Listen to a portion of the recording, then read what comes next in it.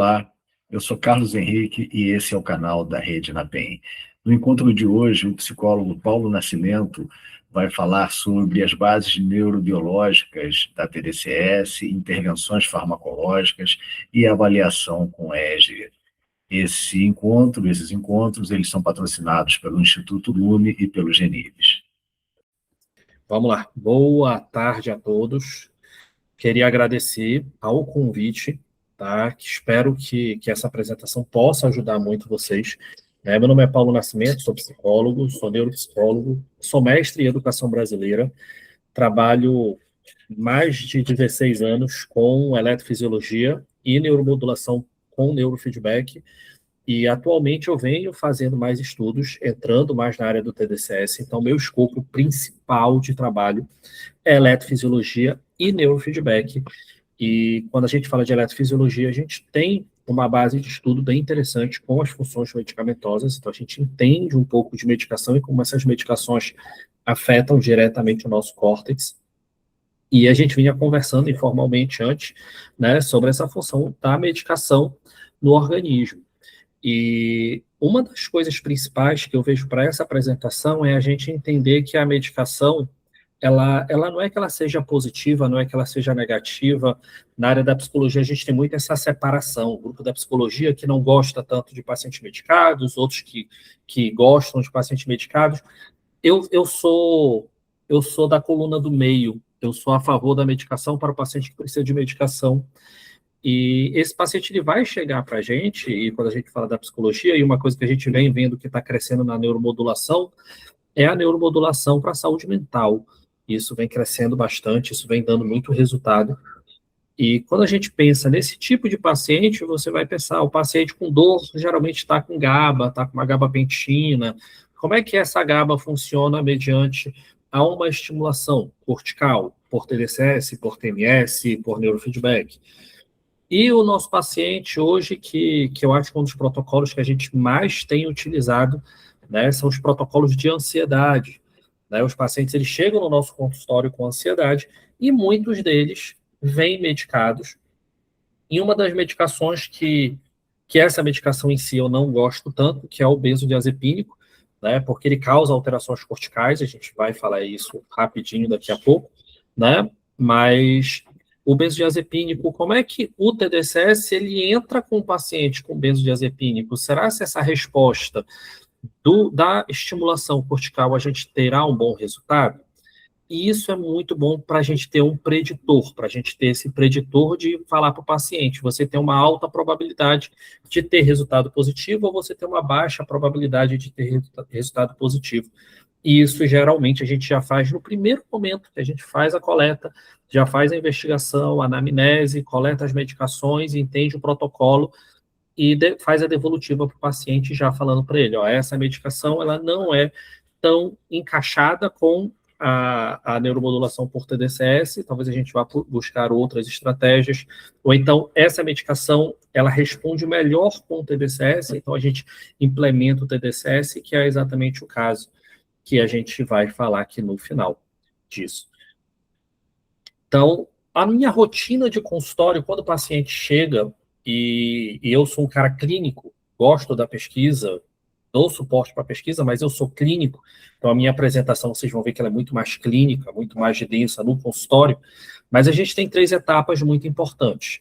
A primeira etapa é a avaliação. A minha avaliação principal, ela entra com a eletrofisiologia, que a gente vai medir os potenciais elétricos corticais globais, a gente vai separar isso por faixas de frequências específicas, e dessas faixas de frequência, a gente vai entender o comportamento do nosso paciente, vai fazer ou uma descrição do quadro patológico dele, ou a gente vai entender mais do funcionamento comportamental dele.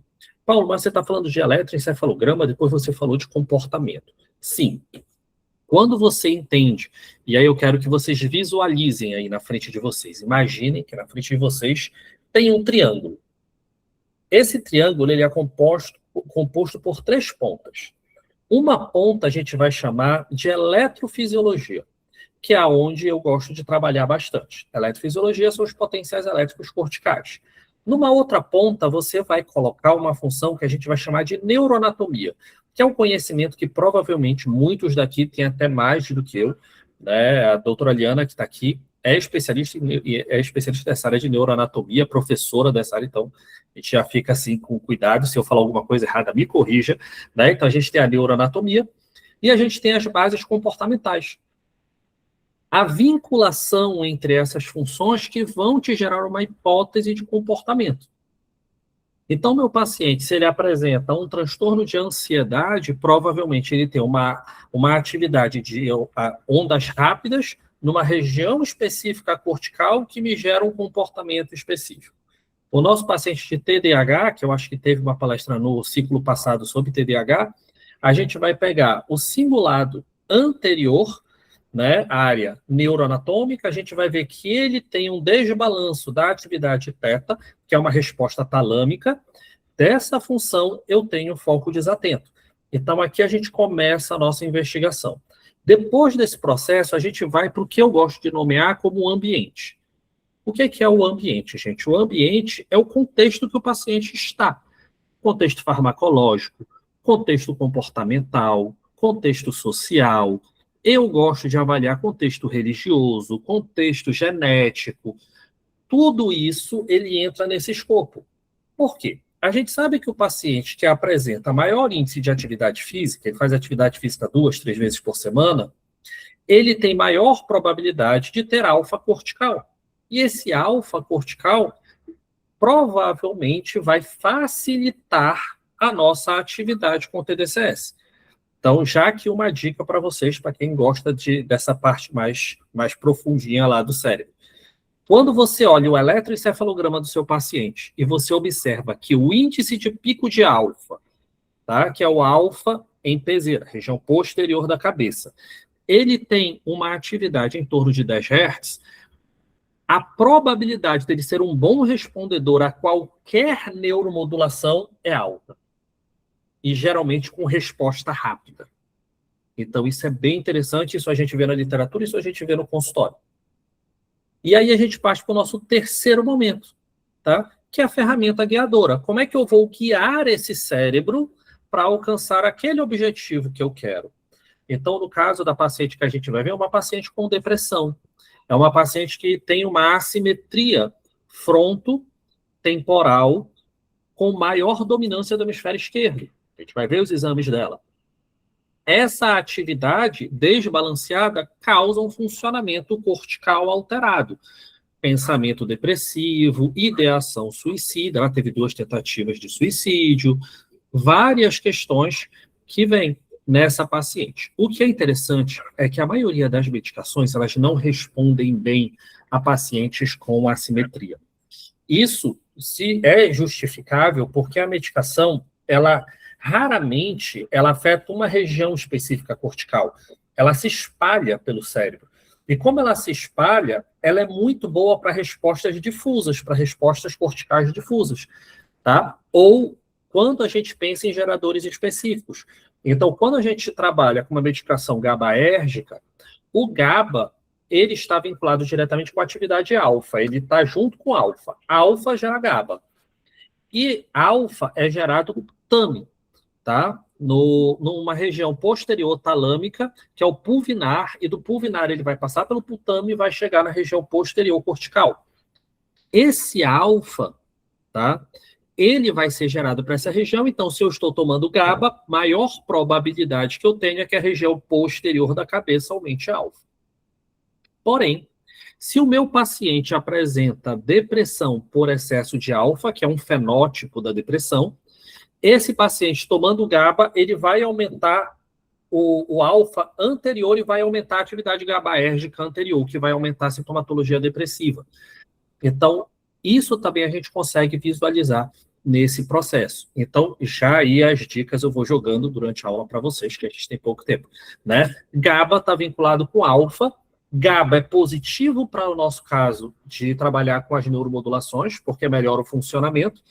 Porém, a gente tem que avaliar se esse paciente não tem uma disfunção mais frontalizada GABAérgica, porque aí eu tenho uma inversão de gerador, e aí quando entra esse GABA, geralmente ele vai piorar esse paciente. Esse paciente vai ficar com o pensamento mais travado. quem é psicólogo, e eu sei que tem muitos psicólogos aqui com a gente, né, sabe que muitos comportamentos depressivos nem sempre eles ficam somente no pensamento negativo. Muitas vezes eles vão ter aquele bloqueio de raciocínio, bloqueio de função executiva. Isso está muito vinculado com a atividade GABAérgica anterior da cabeça. E aí a gente consegue fazer esses protocolos para diminuir essa ativação. Lembrando agora que a gente vai falar de TDCS, o TDCS ele não altera o potencial, o disparo do neurônio. Ele vai aumentar o potencial de base. Então, a gente vai trabalhar com o núcleo celular, tá? E desse núcleo celular, eu preciso de uma atividade para que essa função seja disparada no córtex. Muito importante isso, gente.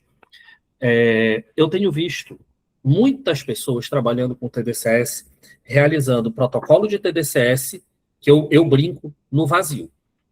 Faz o TDCS e não coloca uma atividade complementar. Essa atividade complementar é o que vai fazer toda a diferença. Por quê? Quando a gente olha que a minha estimulação anódica, eu aumento a despolarização, então eu vou subir ali a ativação da membrana do corpo celular, eu preciso de algo para disparar. Só tem que o corpo celular, ele excitado, ele pode disparar qualquer frequência. Então, quando a gente fala de hiperexcitação cortical, ela pode ser uma hiperexcitação cortical de atividades lentas. E aí, será se eu vou realmente usar a atividade anódica em cima daquela região? Ou será se eu vou usar a atividade catódica naquela região?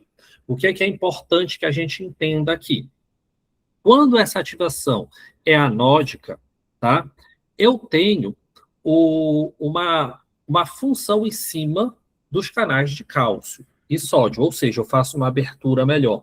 Ele tem melhor proporção de saída e de entrada, tá? Do canal de sódio, tá? Sabendo disso, algumas medicações que já fazem esse processo e, juntamente com o TDCS, elas não vão ter resposta positiva. Porque você vai estar fazendo uma abertura de canais de sódio onde já estão abertos. Então, muitas vezes essa função, ela pode ou demorar muito tempo para que eu tenha a resposta do paciente, ou então pode acontecer de eu não ter alteração, que se você colocar numa linha de pesquisa TDCS, medicação de abertura de canais de sódio, tá? De cálcio e sódio, tá? E as duas terapêuticas juntas, no final, todos os grupos apresentam a mesma margem de ganho. Então, você pode escolher uma delas, tá? Isso é muito importante. E aí, vamos lá, isso não anula que a neuromodulação vai entrar no paciente. Nesse momento, talvez a minha escolha de neuromodulação, ela caia para o TMS, ou ela vá para o neurofeedback, ou eu posso usar uma técnica de variabilidade da frequência cardíaca, de regulação do sistema nervoso autônomo, dependendo do caso do paciente. Mas eu tenho uma abertura melhor dessa função do paciente. Então, a grosso modo, a estimulação anódica, eu vou hiperexcitar esse núcleo, que esse núcleo hiperexcitado, eu posso gerar uma ativação cortical, podendo ser ondas rápidas, ondas lentas, mas eu vou aumentar o potencial do disparo daquele neurônio específico. Tá? E a catódica, geralmente eu vou inibir essa função, eu vou diminuir essa atividade. E aqui, essa é a tabelinha que eu brinco, que é a tabelinha instagramável. Esse é o momento que você tira o print e guarda para você isso aqui. Por quê? Isso aqui ajuda muito vocês naquilo. Por quê?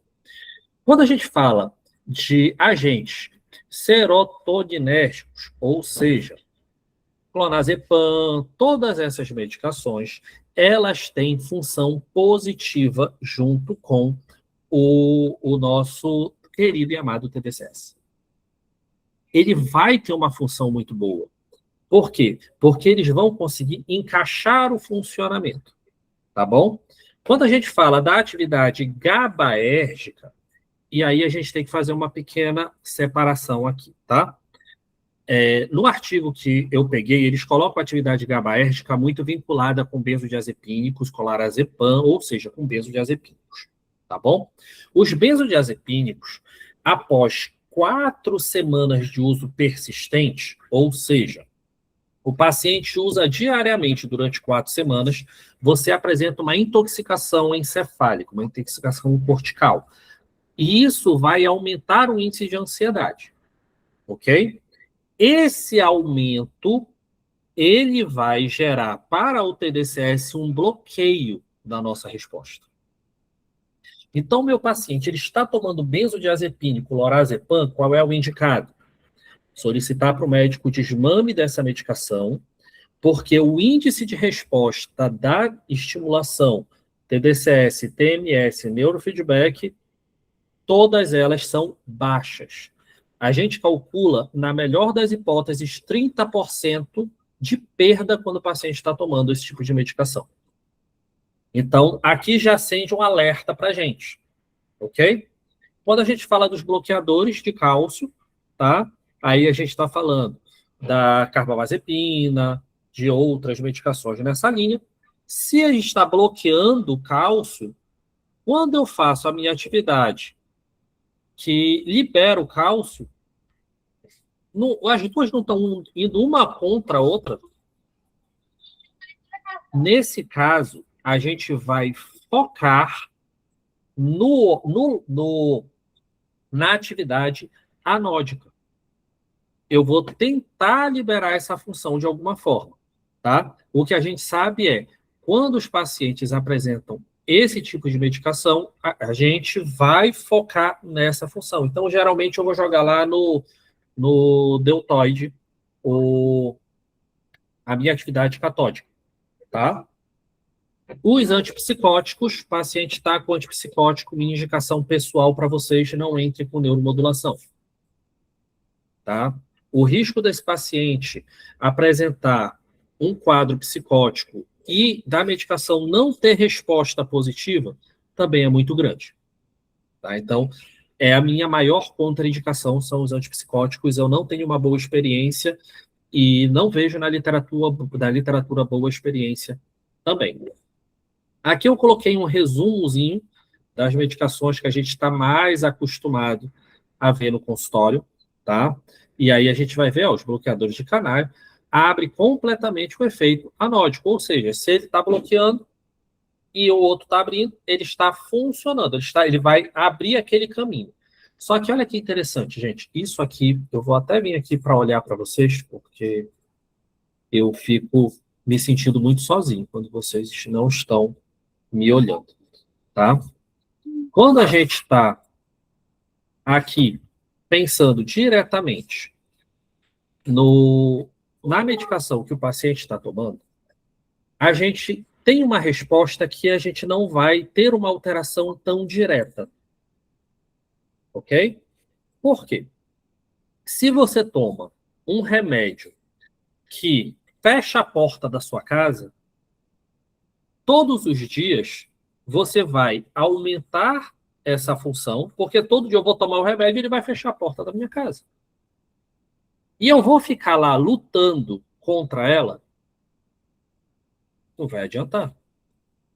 Não vai adiantar eu ficar lutando contra a medicação. Eu tenho que entender o que essa medicação está fazendo e eu vou dar um suporte para ela.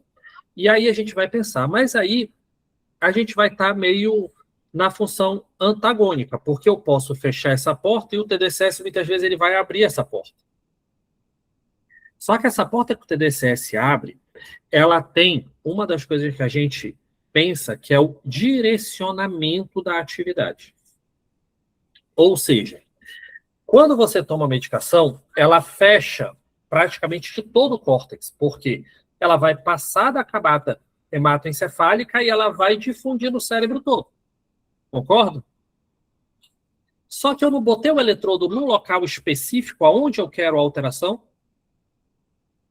Essa medicação, ela vai estar trabalhando ao redor e nesse local eu tenho a capacidade de direcionar a alteração. Então, nesse caso, eu posso montar um planejamento terapêutico específico, visto o direcionamento medicamentoso que eu já tenho no meu paciente. Tá? Vamos voltar para cá. Deixa a tela inteira. Compartilhar. Voltando para cá. Daqui, gente, a gente tem uma tabela bem mais simples para vocês, tá? Então, todos os ISRS, tá? A sertralina, todos eles têm alto, acelera a resposta. Benzodiazepínico, atenção ao tempo. Por que atenção ao tempo? Já falei para vocês, depois de 4 semanas, intoxica, acabou nossa função, tá? Se o paciente usa em situações emergenciais, legal. Se ele tem uso contínuo e persistente, resposta negativa. Efeitos de antagonismo severo, antagonismo, e aqui a gente vai ver dependendo da dose. Então, aqui é uma resposta, na verdade, do paciente, é o que a gente vê nos artigos. Associação medicamentosa pelo tempo, aqui eu vou pular essa parte, depois vocês pegam, porque eu acho que o meu tempo está enrolado. Vamos aqui. Quando a gente pensa nesse gráfico, esse gráfico é um gráfico do artigo científico, tá? Ele fala o seguinte, que o TDCS, ele vai dar uma sustentação na resposta medicamentosa. Então, o tempo, como o TDCS a gente faz diariamente, todo dia eu estou aplicando no meu paciente, no ciclo agudo, o que vai acontecer é, ele vai estar trabalhando em conjunto com a função medicamentosa. Então, a intenção que eu tenho é somar essa resposta. Só que essa soma de resposta, eu preciso entender que o meu paciente tem um prime, e esse prime é onde ela vai entrar. Se eu tenho a medicação antes, eu estou somando o TDCS em cima da medicação. Se eu tenho a medicação depois, eu estou somando a medicação em cima do TDCS. Então, eu tenho que entender que, se o meu paciente já toma uma medicação, vou pegar um exemplo aí, um psicoestimulante, e, no caso do Venvance, da metanfetamina, nós podemos ter uma melhora de sintoma, somada com o TDCS. E aí tudo bonito. Mas o meu paciente tomou a medicação aqui de manhã, o ciclo dela, vamos calcular, de 4 a 6 horas. Então, ele tomou às 8 da manhã, 9, 10, 11, 12, 13, 14 horas ele chegou no consultório para você. No final do ciclo da medicação, você entrou com o TDCS, você vai potencializar, você vai aumentar o tempo da duração dessa medicação. E aí eu vou conseguir ter um ciclo melhor durante o dia. Vocês vão ver isso muito nos pacientes de TDAH. Eles tomam a medicação de manhã, fazem a estimulação no período da tarde, eles dizem que depois eles conseguem funcionar muito bem, parecido quando eles tomam a medicação.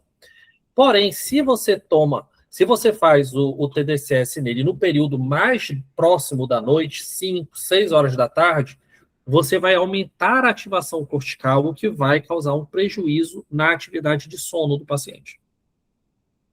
E sono é preditor de prejuízo atencional. Então, calcular o ciclo medicamentoso junto com o ciclo do TDCS também vai ajudar a gente. E aqui, como a gente falou, o direcionamento. E aqui a gente já fala diretamente da acetamina. A acetamina, ela é uma medicação muito interessante. Por quê? Porque ela aumenta a probabilidade de você ter maior número de sinapses. Mas, como a gente já sabe, as medicações elas fazem isso para o cérebro inteiro, então ela se espalha em tudo. Quando você coloca o TDCS na região, você direciona, eu quero que seja feita nessa direção para esta função. E aqui é onde entra a nossa grande sacada nesse caso que eu quero trazer para vocês, tá? Eu acho que eu estou quase estourando meu tempo, não lembro quanto tempo é. Paulo, vai tranquilo, está muito bom, vai tranquilo no seu processo. É porque eu faço 10 slides, mas no final do dia eu tenho 40, e eu falo demais, né? Mas como é que foi o procedimento, né? Eu recebi essa paciente encaminhada pela psicóloga, tá? Que trabalha comigo, estava com processo medicamentoso, estava já com acetamina e estava com uma resposta que não estava tão positiva. A acetamina, nesse primeiro momento, ela trouxe para a paciente um nível de energia muito boa, foi o relato dela. Mas os pensamentos e o fluxo de raciocínio com a ideação suicida estava aumentando. O que não, para o psiquiatra, não fazia muito sentido, tá? E a psicóloga ficou muito preocupada. E aí ela me encaminhou para fazer o mapeamento. E como a gente faz o mapeamento? A gente faz o mapeamento 10 minutos olhos abertos, 10 minutos olhos fechados, que é o período de vigília. A gente faz a análise desses dados na montagem laplaciana, a gente faz a análise de componentes independentes para a exclusão de artefatos, a gente faz o ICA para a separação de componentes relevantes, que a gente vai ver, e o corte manual quando necessário, para a gente ter os dados todos preservados, limpos e organizados. Tá? Qual foi as análises que a gente fez desse caso? A gente fez a análise dos dados do ICA, a gente fez a comparação estatística, a gente fez o S-Loreta e a estatística do S-Loreta, e a gente fez a comparação do PSD, do gráfico de potência espectral, antes e depois. Ele, com acetamina, eu não lembro quanto tempo que ela estava, é uma moça, e assim que começamos, a gente calculou 10 sessões. Tá? Após 10 sessões, a gente teve uma melhora muito fora do esperado, para o que eu estava esperando. Na verdade, com 6 sessões, ela já relatou não ter mais nenhuma ideação suicida. Nada. Zero. O que para a gente é muito bom. Porém, eu fiquei preocupado porque quando você pensa em zero ideação suicida, você fica preocupado se o paciente não está querendo te manipular.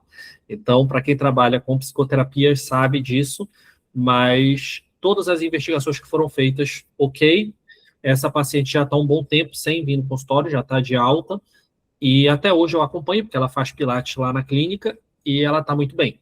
Graças a Deus, muito estável. Então, os dados do nosso paciente, tá? Do sexo feminino, ela tem aproximadamente 28 anos, eu não lembro muito bem a idade dela, e no protocolo dela só estava adulto jovem, tá? Depressão maior, ideação suicida com 2 tentativas, tá? Uma tentativa com medicação e a outra tentativa com elemento cortante, tá? Então, ela não tinha um planejamento estruturado, ela não tinha o fluxo de pensamento da ideação, ela tinha o fluxo de pensamento de ideação oscilatório, o que aumenta o risco de tentativas depois, porque existem várias probabilidades e várias formas da pessoa tentar se matar. Mas, graças a Deus, tudo bem. E a resposta prévia das medicações, baixíssima, não respondia à medicação, não respondia à psicoterapia, e entraram com a acetamina, e a acetamina não teve a resposta esperada, que a acetamina é muito rápida para ter a resposta. Esse daqui foi os dados corticais dela, o eletroencefalograma, que aqui é só uma página, tá? Antes de iniciar o tratamento. E aqui, eu acho que fica mais fácil de vocês entenderem, a gente de cara já percebe que ela tem uma atividade de alfa, o alfa é um amarelinho, tá? Com uma amplitude de 1,63 em F3 e de 1,11 em F4. Ou seja, eu tenho uma assimetria para o hemisfério esquerdo. Tá bom? O que geralmente a gente já vai imaginar aí um processo depressivo. Mas olha que é mais interessante. O F7 dela está com uma tensão de 1,63, uma amplitude de 1,63. Mais o F8, 1,05. Na literatura da eletrofisiologia, você vai ver alguns artigos falando de ideação suicida com assimetria dorsolateral direita. Ou seja, espera-se que o lado direito tenha maior atividade do que o lado esquerdo.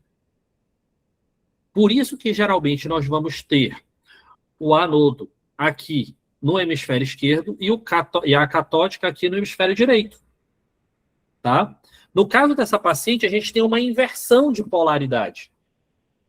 E aí a gente vai entrar no protocolo do TDCS, da literatura, que vai falar o seguinte: paciente com depressão, geralmente você vai fazer F3, F4, anódico hemisfério esquerdo em F3 e catódico em F4. Se esse protocolo não responder positivamente, você inverte os polos. Só que aqui eu já enxergo que ele está invertido. Que eu já vou trabalhar com ela com polos inversos. Então, eu já trabalhei ela inicialmente com o polo invertido. Aqui a gente tem o ICA, análise de componentes independentes, o que a gente faz aqui? Eu isolo uma atividade cortical e eu descubro onde é que é a atividade geradora. O alfa, que causa aquela alteração do hemisfério esquerdo dela aqui, ele tem um gerador nessa região dorsolateral esquerda. Ele também tem atividade dorsolateral direita, mas a maior atividade é aqui. Quando você vê essas duas atividades, você já entende que existe a comunicação de feixes nervosos entre os lados, tá? Então, esse feixe, que eu não vou lembrar o nome, eu estudei, mas não vou lembrar o nome, para falar para vocês, mas óbvio que eu ia esquecer, né? Que faz a vinculação desses dois lados, ele existe. Só tem que ele está com maior atividade de um lado do que do outro, o que causa confusão mental, pensamentos negativos, e aí a gente começa a entender mais o caso dela. Fizemos a análise espectral do Loreta, onde a gente vê as atividades internas corticais. Então, imaginem, eu não sei se vocês conseguem ver meu mouse, mas acredito que sim. Nessa imagem aqui, inferior do lado esquerdo, você vai ver esse cérebro. Eu tenho o corpo caloso aqui. Aqui na frente, tudo que estiver abaixo do corpo caloso é atividade emocional. Tudo que estiver acima do corpo caloso, a gente vai entender como atividade cognitiva. Ou seja, ela tem uma proporção emocional muito grande. Ela vem frontal, central aqui, singular do anterior para dorso, lateral esquerdo. Por isso que o nosso foco de ataque foi aqui. Tá? Na imagem ficou F3, F4, mas a gente trabalhou mais próximo de F7, F8. Tá? E aqui a gente tem uma outra coisa interessante, porque ela não tinha apenas o gerador de alfa frontal, ela tinha o gerador de alfa posterior na área de Wernicke. O que afetava diretamente essa região aqui, vocês olham o primeiro cérebro aqui em 3D do lado esquerdo, vocês vão ver umas bolinhas aqui mais ao centro do cérebro, aqui é a área paripocampal. Então aqui a gente está pegando paripocampo, e uma das queixas que ela tem a vida inteira, essa moça, é memória. Ela tem aqui um bloqueio de atividade de memória, tá? E aí, isso daqui, também a gente entende que o alfa, sendo GABA, ele bloqueia essa atividade subcortical. Só que ele está bloqueando com tanta força que ela está ficando com prejuízo de memória. Detalhe que eu não coloquei lá na descrição dela, ela passou por trauma, ela passou por abuso na infância. Então, esses bloqueios de memória são muito comuns em abuso. Tá? E o que é mais interessante ainda, quando você olha isso aqui, raramente você vai trabalhar com TDCS, paciente com trauma, nessa região. Porque você pode retirar esse bloqueio de alfa, e esse bloqueio de alfa é o que está retirando o trauma dela. Não deixa com que ela reviva esse trauma, e o paciente pode ter uma abreação. Então, por isso, a gente foi trabalhar lá no frontal dela, lá no F8. Tá? O protocolo foi exatamente o protocolo padrão, mas invertido, como se eu já tivesse feito a primeira etapa e não tivesse tido resultado, eu já fiz a inversão direta. E essa é a resposta posterior. Então, você já vê a alfa na região posterior da cabeça, tá? Um beta frontal bem ativo, mas uma assimetria bem menor. Paulo, é difícil de ver aqui. Então, a gente vem para cá. O F3 e o F4, amplitude de F3, 0,90, amplitude de F4, 0,89. Igualamos as lateralidades. Ou seja, melhoramos a circuitaria de comunicação hemisférica. E olha a dorso lateral. Dorso lateral esquerdo, 0,86. Dorso lateral direito, 0,80. Então, fizemos um equilíbrio cortical dessa função. Paulo, por que a acetamina ajudou tanto nisso? Porque, na verdade, a acetamina ela altera essa ativação de alfa. E quando a gente já direciona o cérebro com a medicação ativando aquela região, a gente consegue ter uma resposta dessa, com 10 sessões. Aqui eu coloquei um do lado do outro, para ficar mais claro. E aqui a gente fez as estatísticas do Loreta. Então, a gente teve uma redução de delta de toda a região anterior da cabeça e também dorso lateral esquerdo, vindo para a área da ínsula. Ou seja, eu tive uma leve diluição de função traumática insular aqui. tá? Porque delta é atividade vinculada com trauma. O trauma ele fica no nosso tronco encefálico. O nosso tronco encefálico ele gera delta para o cérebro, tá? Então, quando eu faço uma redução dele, eu estou bloqueando. Eu estou dizendo para ele, não é hora de você estar aqui. Você só vai vir para cá na hora do sono profundo, que é outra função. Então, aqui a gente teve uma leve diluição da questão. Não foi nosso objetivo? Não. Mas é uma das coisas que acontece. A gente atirar e acertar mais do que um alvo. Aqui a gente acertou um alvo que não era o nosso desejo. E olha como a alteração, sempre no local que a gente fez a atividade catódica. A redução foi na atividade catódica. Teta, redução também na atividade com a atividade catódica hemisférica esquerda, dorso lateral e também trabalhando aqui a região da ínsula. Então também tivemos resposta insular. Por que isso? Paulo, o TDSS não trabalha áreas internas.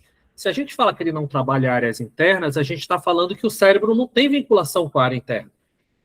A estimulação primária da parte cortical, ela fez alteração secundária interna, o que trouxe resposta muito positiva para a nossa paciente. E olha o feixe do outro lado também tendo alteração, assim como a região motora central aqui. Ó.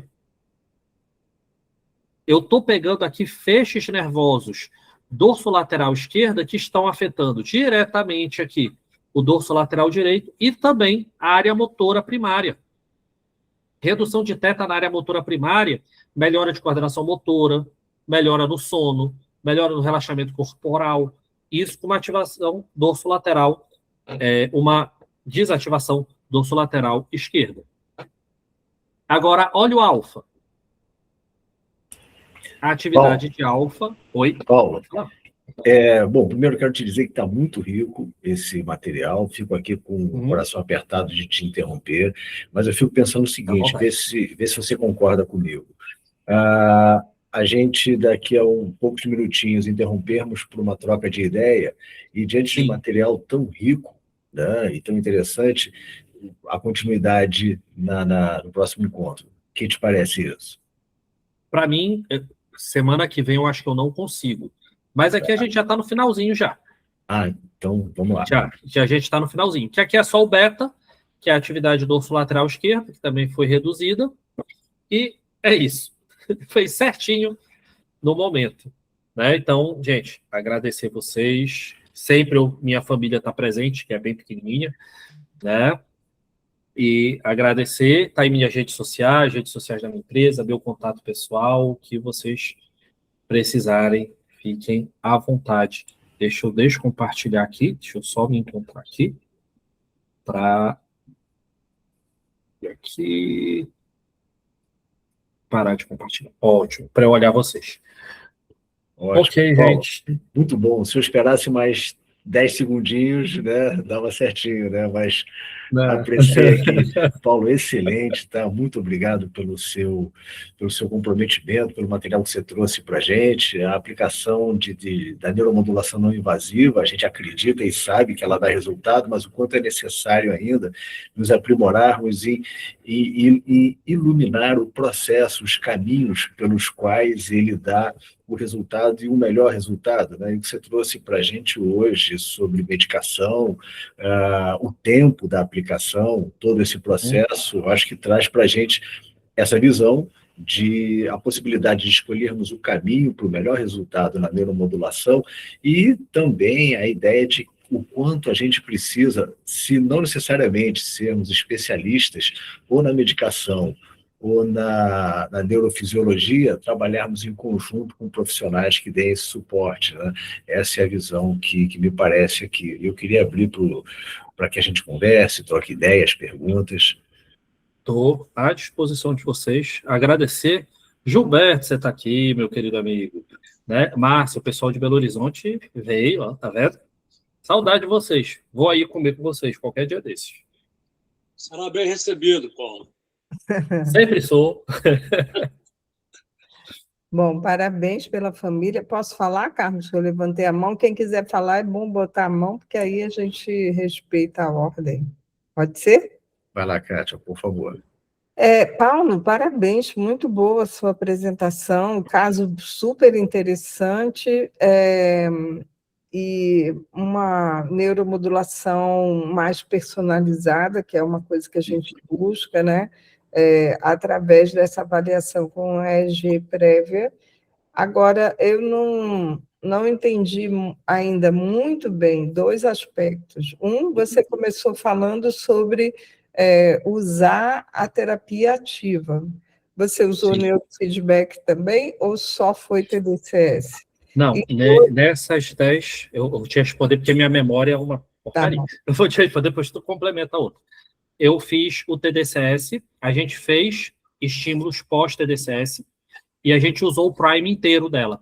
Então, ela terminava o TDCS, a gente fazia uma abordagem mais cognitiva no consultório, tá? E da abordagem cognitiva, ela ia direto para a psicoterapia.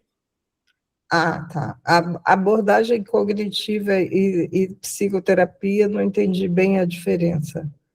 Porque a atividade cognitiva a gente trabalhava mais com função executiva, mais jogos cognitivos, mais algo mais concreto. E depois ela ia para a psicoterapia para pegar as E a 4, 6 horas. psicoterapia era TCC.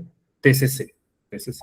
E a outra pergunta é por que você trouxe esse caso, já que o tema era a interação medicamentosa com a neuromodulação, por que você tinha certeza que foi pela cetamina que ela teve essa resposta e não pela própria Neuromodulação.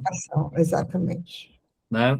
O que a gente vê muito nos estudos de cetamina e TDCS é que os grupos com o TDCS, eles têm uma resposta muito boa, e a resposta com a cetamina ela sempre é aumentada quando são grupos individuais, tá? E a resposta da cetamina com o TDCS, ele potencializa acima da resposta medicamentosa. Então, quando a gente vê esse gráfico nesse formato, a gente imagina sempre que o TDCS está sobrepondo, não sobrepondo baixando, mas sobrepondo, pegando a ponte da cetamina para subir. Tá? E também por causa da atividade neurobiológica da cetamina. Então, o que aconteceu é que a cetamina ela abriu ali os feixes para que eu possa fazer as comunicações. Então, eu abri ali a função de neuroplasticidade, né? E eu direcionei exatamente o feixe, de um lado para o outro. Tá? Então, você está me dizendo que se esse paciente não tivesse usando a cetamina, só a TDCS não daria esse resultado. Porque uma coisa você conhece o resultado da cetamina, e aí você diz, TDCS aumenta, potencializa o resultado.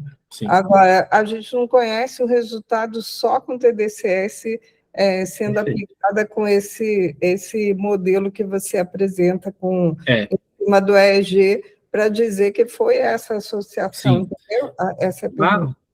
Na prática clínica, e aí a gente não tem pesquisas com isso, mas na prática clínica a gente vê que, pegando de outros casos que a gente já teve, teria resultado só com o TDCS, mas não seria na velocidade que a gente conseguiu.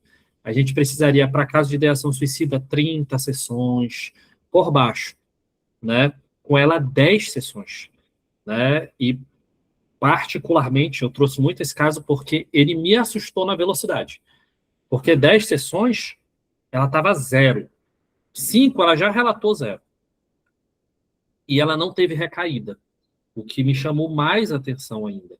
Porque paciente com ideação suicida oscila muito, né?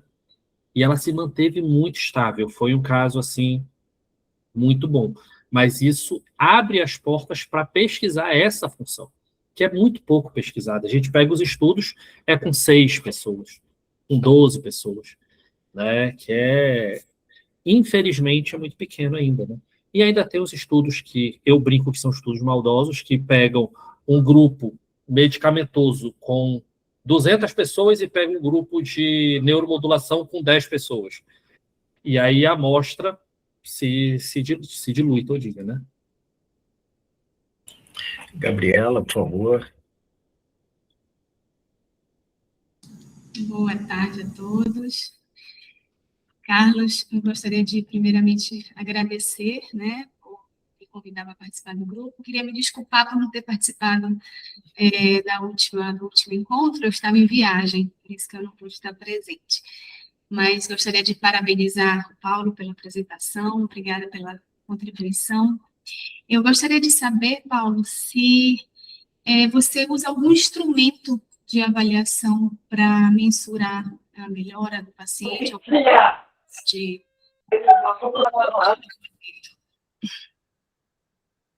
Sim. O meu instrumento avaliativo, ele é apenas o eletroencefalograma, sempre a minha base, e aí, em alguns casos, a gente usa alguns questionários, tá? Então, agora a gente teve o curso com o Léo Ávila, né, sobre dor. Então, ele abriu um leque gigantesco para a gente, não sei se vocês conhecem, um fisioterapeuta que trabalha especificamente com dor, muito bacana, muita gente boa, né? E já são questões que a gente está agregando. Mas o Murilo está aqui e ele vai achar graça nessa hora. Eu vou parafrasear o meu amado mestre, né, Jay Buchman, que é um dos maiores nomes da eletrofisiologia do mundo. Ele fala assim: o cérebro não mente. Então, eu gosto muito de medidas orgânicas. Então, a medida principal, para mim, sempre é o eletroencefalograma. Segunda categoria, eu gosto de fazer medida de variabilidade da frequência cardíaca, medição de sistema nervoso autônomo, e aí depois eu consigo entrar com questionários, avaliação psicológica, teste psicológico eu uso menos, tá? Não por não conhecer, mas por achar que às vezes é muito cansativo para a minha rotina de consultório, né? Que é muito, muito rápido. Mas se eu pudesse, eu adoraria ter. Inclusive, tem um projeto que eu estou desenvolvendo para isso, mas algo mais dinâmico. Hoje o meu consultório é muito dinâmico, é muito rápido que o paciente passa. Tirei a dúvida, Gabriela. Eu queria saber o que você usava, porque eu tenho algumas experiências muito boas em consultório com pacientes com depressão refratária, né? Respondem de forma, assim, fantástica ao TDCS, ao neurofeedback, e não fazendo essa associação com a medicação, né, que você trouxe hoje, mas entendendo, né, o uso, mas percebendo sempre de forma avaliativa, né, eu aplico muito a RADS, né, que é a escala de ansiedade e depressão, e consigo visualizar claramente na RADS a melhora desses pacientes ao longo do processo de tratamento, né, das clássicas 40 sessões de TDCS, 36 sessões de neurofeedback. Mas tive algumas experiências ruins com pacientes com ansiedade. Então, e a RADS me ajudou muito nisso, né, para eu recuar um pouquinho nas estimulações e depois retornar. Então, a minha questão era realmente mais para entender como é que você observava, né, esse comportamento cognitivo ao longo do processo de tratamento. Paciente de ansiedade. Eu costumo brincar que é um caso à parte. Por quê? Porque o paciente de ansiedade, muitas vezes, ele tem uma atividade cortical muito excitada com ondas rápidas, é o que a gente espera. E aí a gente tem que tomar um cuidado além quando a gente usa uma neuromodulação mais diretiva, o TMS, o TDCS, porque a gente usa muito o termo que a ansiedade é uma mola. Se a gente empurra ela com muita força, ela tem um fator que a gente chama de rebote. E aí, às vezes, o paciente tem uma percepção muito negativa. Quem é que vai te entregar a medida disso? O eletroencefalograma, a análise do traçado, tá? E uma coisa importantíssima quando você vai olhar esse tipo de paciente, você falou que trabalha com neurofeedback, então provavelmente você já tem análise do traçado. Quando você pega o traçado, você tem que olhar, tu divide ele em 4 trechos. Inicial, né, separa em 2, e final tu separa em 2. E tu vai ver pelo tempo. Se esse paciente ele tem uma atividade rápida, cortical persistente, ou seja, ele inicia com beta, durante todo o período ele se sustenta o beta, com pequenos trechos que a gente chama de surtos de atividade lenta, geralmente o que vai acontecer? Esse paciente ele tem maior probabilidade de rebotar. Aí, o que eu gosto de fazer? Eu volto, trabalho um pouquinho da variabilidade da frequência cardíaca, 5, 6 sessões, às vezes 10 de variabilidade, organizo o sistema nervoso autônomo, que vai regular mais esse disparo, e aí a gente entra com o neurofeedback ou com o TDCS. Eu tenho a prática de trabalhar o TDCS e depois o neurofeedback, porque o TDCS eu tô excitando o núcleo da célula, e o neurofeedback eu estou corrigindo a velocidade do disparo. Então, o TDCS ele serve de base para o neurofeedback. Então, ao invés de eu usar uma técnica de caminhada, uma técnica do paciente neurológico, uma técnica externa, eu englobo isso dentro do neurofeedback, trabalhando a região específica. Tá? Obrigada. Nada. Precisando, avise. Oi, Paulo. Oi. Desculpa aí. Eu acho que eu estou aqui, ó. Prestando atenção nessa tua colocação, foi fantástico, sensacional. Eu queria, Paulo, que você tirasse uma dúvida minha. Inclusive, eu estou aqui no consultório com pacientes, eu estou ouvindo aqui falarem aqui, estão conversando. Deixa eu te perguntar uma coisa. Em relação ao uso do junto, o que você acha do neurofeedback junto com a estimulação transcraniana? O TMS, o TDCS. Isso, junto com o neurofeedback. Eu só não entendi se é o TDCS ou o TMS. É isso que eu fiquei. TDCS junto com o O neurofeedback. TDCS. Tá. Os dois juntos, ao mesmo tempo. Não, Eu de tenho tido forma nenhuma. respostas muito boas.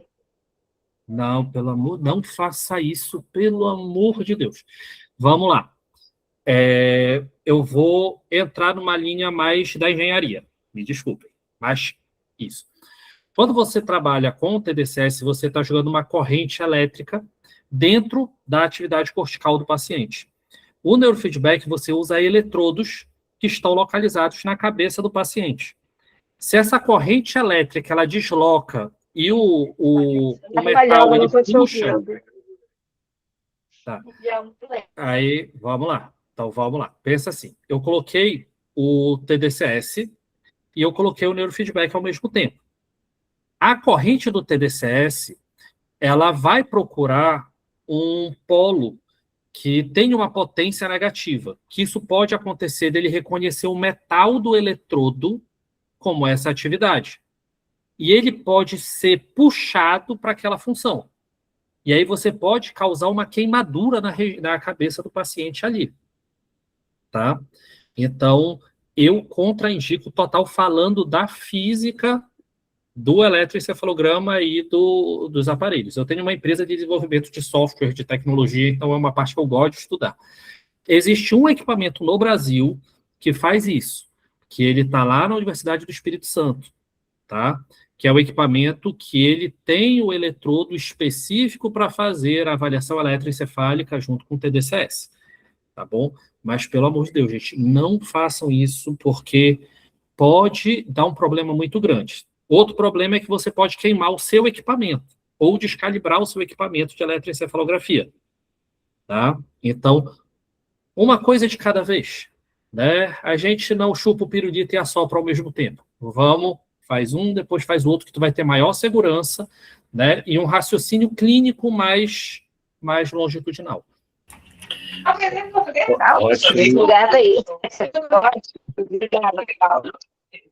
Ótimo. Bom, é minha função aqui, né, trabalhar um pouquinho, mas dizer que estamos na nossa hora, a gente precisa cumprir a nossa hora de novo. Paulo, muito obrigado por essas informações Sim. muito ricas que você trouxe para a gente aqui.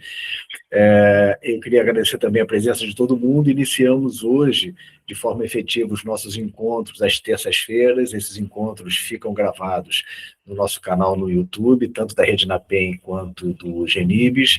E na semana que vem teremos mais um encontro e eu vou pedir a atenção de vocês para uma ação necessária. Daqui a pouco eu vou colocar no WhatsApp do grupo Genibes, os 4 temas que nós temos depois das 2 próximas apresentações. Eu ia solicitar que vocês colocassem o nome daqueles temas que vocês gostariam de apresentar nesse nosso trabalho aqui de construção em conjunto, tá?